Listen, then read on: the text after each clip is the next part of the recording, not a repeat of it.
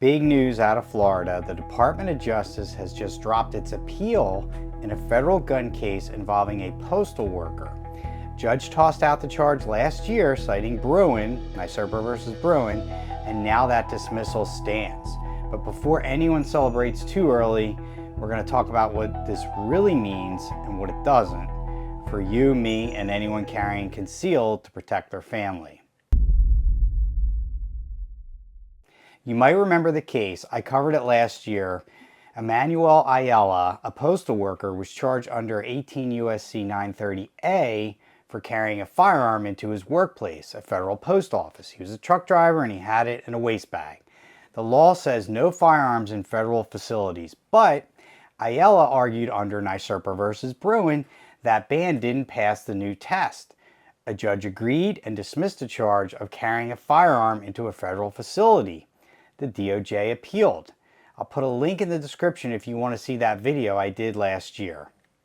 In January 2024, Judge Catherine Kimball Mizell dismissed the charge. She ruled that there's no historical tradition going back to the founding that supports banning firearms in ordinary post offices. Now, this is where Bruen kicks in.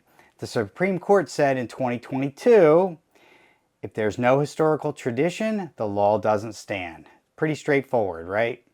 The DOJ still appealed. Now fast forward to this month, August 2025, and they suddenly dropped that appeal. Why? They said prolonging litigation wasn't worth it, and they wanted to move on with the related charges, which include resisting arrest from that same incident.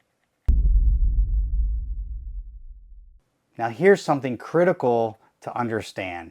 This ruling is not a broad nationwide decision that instantly invalidates firearm restrictions in all federal post offices.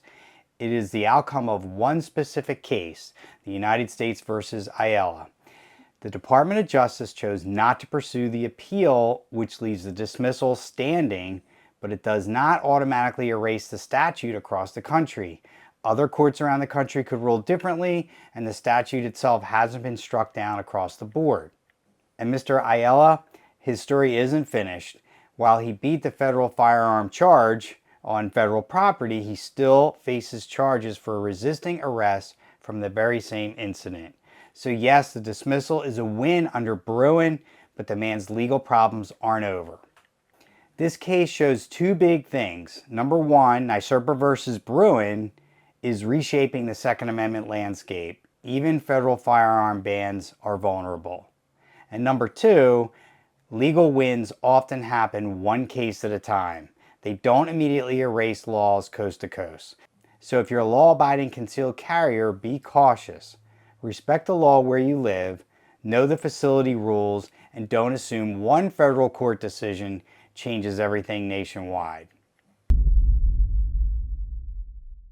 I think this case is a win for the Second Amendment under Bruen.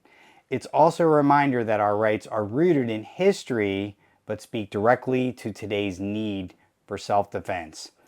And finally, it stresses the need to stay informed and careful. Legal victories often come step by step through specific cases, not sweeping overnight changes.